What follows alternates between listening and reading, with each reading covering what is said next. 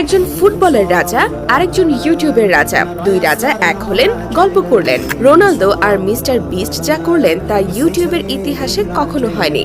Ronaldo বলেছিলেন internet ভেঙে দেবেন, তার কথা মতো প্রথম 30 মিনিটে এসেছে 1 মিলিয়ন ভিউজ, আর প্রথম 12 ঘন্টায় এসেছে 13 মিলিয়ন ভিউজের হিসাব বাদ দিয়ে রোনালদোর সামনে থাকা এই পানির বোতলে নজর দেয়া যাক।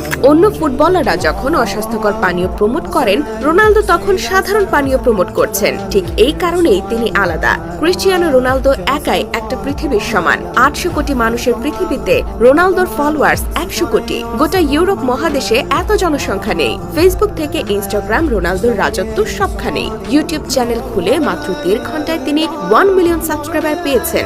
এক সপ্তাহ না যেতেই পেয়ে যান 50 মিলিয়ন সাবস্ক্রাইবার। ইনস্টাগ্রামে তার ফলোয়ার 63 কোটি 90 লাখ, যা বিশ্বের মোট জনসংখ্যার প্রায় 8%। রোনালদো আলাদা একটা ব্র্যান্ড। রোনালদোর জনপ্রিয়তা দেখে খোদ মিস্টার বিস্ট বিস্মিত। রোনালদোর সঙ্গে আলাপকালে মিস্টার বিস্ট বলেছেন, রোনালদো, তুমি যখন ইউটিউব চ্যানেল ওপেন করলে আমি ভেবেছিলাম প্রথম মাসে 20 থেকে 30 মিলিয়ন সাবস্ক্রাইবার হবে, কিন্তু না, তুমি আমাকে অবাক করে দিয়েছো। মিস্টার বিস্ট রোনালদোকে প্রশ্ন করেন, তুমি কি অবাক হওনি এত অল্প সময়ে এত সাবস্ক্রাইবার অতিক্রম করেছে?